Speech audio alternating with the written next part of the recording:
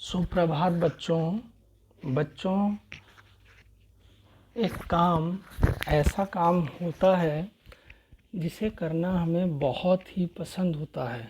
उस काम को करने में हम इतना इन्जॉय करते हैं, इतना आनंद लेते हैं, हमें इतना मज़ा आता है कि उस काम में हम पूरी तरह से खो जाते हैं, पूरी तरह से डूब जाते हैं और इतना ज़्यादा हमें वो पसंद होता है। उसको करते वक्त हम इतना ज़्यादा उसमें खो जाते हैं, डूब जाते हैं कि हम अपने दूसरे ज़रूरी काम, पढ़ाई करना, स्टडी करना, खाना खाना और भी इसी तरह के ज़रूरी कामों को भी भुला देते हैं।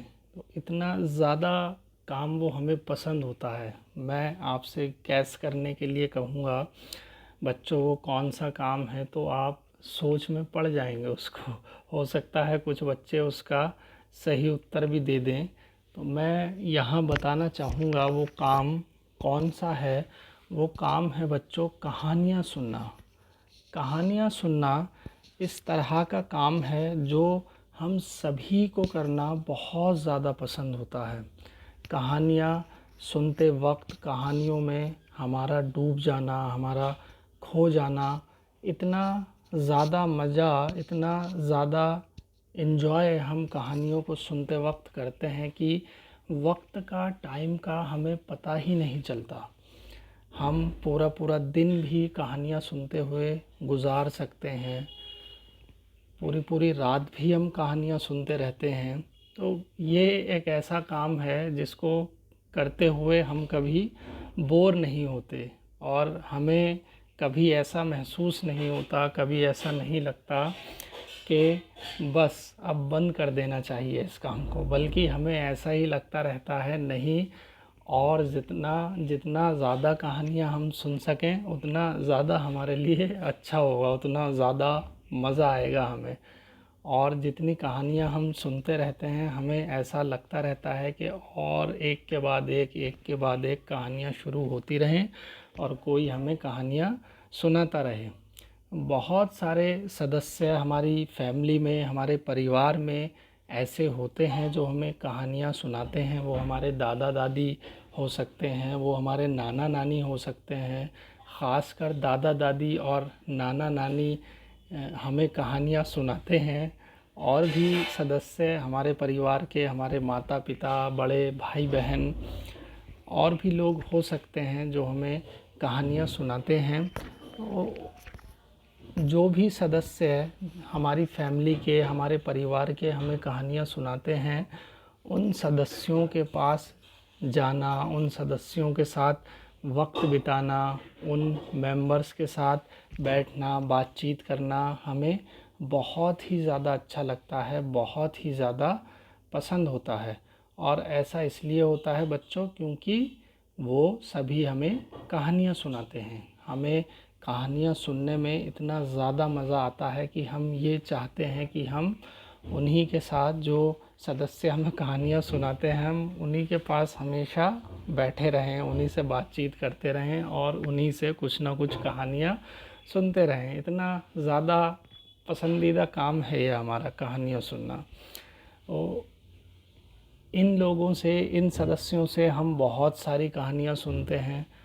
कहानियाँ ऐसी जो राजाओं की कहानियाँ होती हैं, कहानियाँ ऐसी जो रानियों की कहानियाँ होती हैं, कहानियाँ ऐसी जो राजकुमारियों की कहानियाँ होती हैं, और भी इसी तरह जानवरों की कहानियाँ, पुराने समय से जुड़ी हुई कोई कहानियाँ, आने वाले समय से जुड़ी कोई कहानियाँ। बड़ा ही मज़ा लेते हैं हम कहानियों को सुनते वक्त। तो एक चीज़ ऐसी है बच्चों जिसे हमारी कहानियों में एक ख़ास जगह हासिल है, उसका एक ख़ास मकाम है। वो चीज़ है, क्या चीज़ है वो चीज़ बच्चों? है चाँद। चाँद के ऊपर बहुत सारी कहानियाँ बनी हैं। आपने भी चाँद के ऊपर बहुत सारी कहानियाँ सुनी होंगी और हमें बड़ा अच्छा लगता है चाँद के ऊपर कहानियों को सुनना। कहानियों में चाँद का एक ख़ास जगह है, चाँद को एक ख़ास मुकाम हासिल है, एक ख़ास स्थान हासिल है चाँद को। चाँद पर कहानियाँ सुनने में हमें बड़ा ही मज़ा आता है, बड़ा ही आनंद आता है। बहुत सारी कहानियाँ, बहुत सारे गाने, चंदा मामा दूर के, पुए पकाए बूर के, इसी तरह चाँद को हम अपना मामा कहकर पुकारते हैं। बहुत सारी चीज़ें चाँद के ऊपर बनी हैं, बहुत सारी बातें, कहावतें, कहानियाँ, सॉन्ग्स हम सुनते हैं चाँद के बारे में। कहानियों में ख़ास जगह है चाँद की, हमारी ज़िंदगी में, हमारी लाइफ में ख़ास जगह है चाँद की। तो आज हम अपना जो पार्ट 3 शुरू करने जा रहे हैं वो चाँद की ही एक और कहानी है बच्चों। आपने बहुत सारी कहानियाँ चाँद के ऊपर सुनी होंगी। आइए ये एक और नई कहानी हम सुनते हैं, हम पढ़ते हैं चाँद के ऊपर क्या है इस कहानी में, जिसका नाम है चाँद वाली अम्मा। हमारा जो नया पार्ट है, पार्ट 3, इसकी जो कहानी है, इस कहानी का नाम, इस कहानी का शीर्षक है चाँद वाली अम्मा। आइए देखते हैं बच्चों, चाँद वाली अम्मा में हमें चाँद के ऊपर क्या कहानी सुनाई जा रही है, चाँद के बारे में क्या कहानी सुनाई जा रही है। चलिए शुरू करते हैं। तुम शरारत तो करती ही होंगी, कौन कौन सी शरारत करती हो? इन चीज़ों का इस्तेमाल तुम कोई शरारत करने के लिए कैसे करोगी? कुछ चीज़ें बच्चों दी गई हैं और प्रश्न आपसे पूछे गए हैं शुरू में। झाड़ू, पंख, कागज़, गुब्बारा, इन चीज़ों का इस्तेमाल आप किस तरह करेंगे शरारत करने के लिए, परेशान करने के लिए किसी को? तो ये सोचना है अपने जहन में आपको।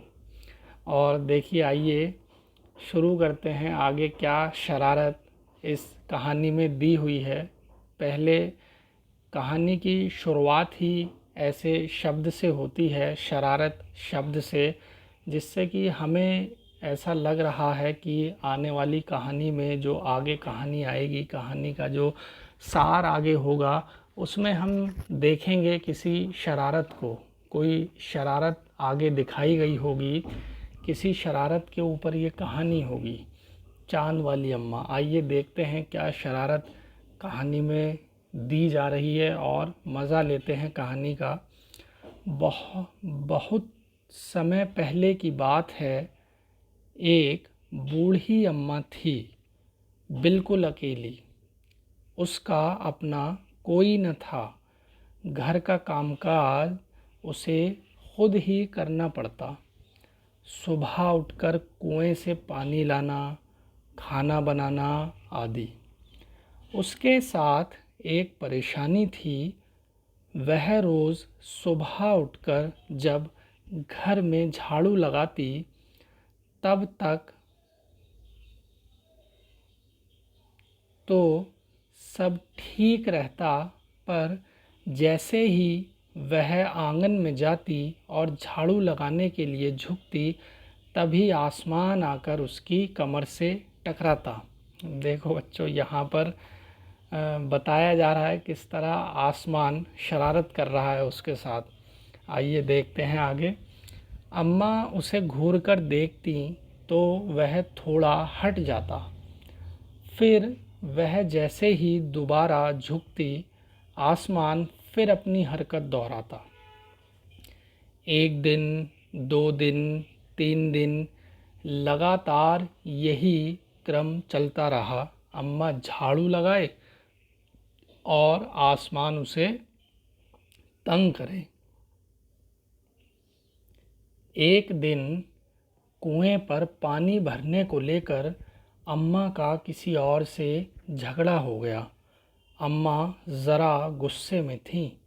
वह झाड़ू उठाकर आंगन में गईं और जैसे ही झुकी, आसमान ने अपनी आदत के अनुसार उसे फिर छेड़ा। अम्मा ने आव देखा न ताव और कस कर एक झाड़ू आसमान को दे मारी। आसमान झट हट गया, पर वह भी अपनी आदत से मजबूर था। दूसरी बार फिर अम्मा के झुकते ही टक्कर मारने लगा। अम्मा ने फिर पूरी ताकत से उस पर वार किया।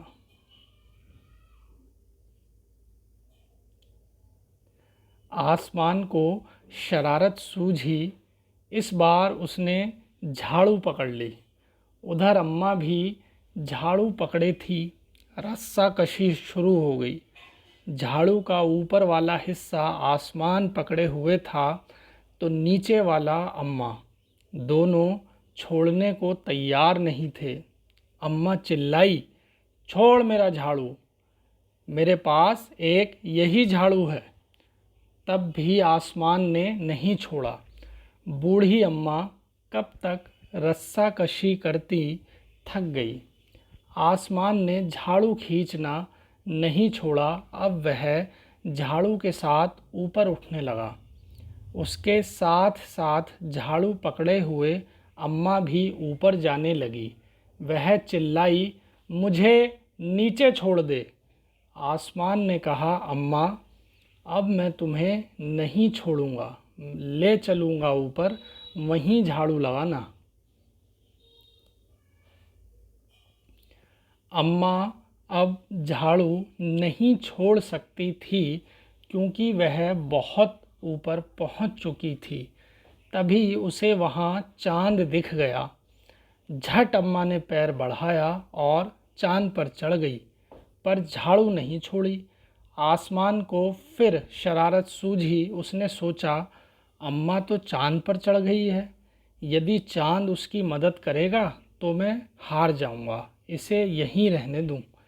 ऐसा सोचकर उसने झाड़ू छोड़ दिया।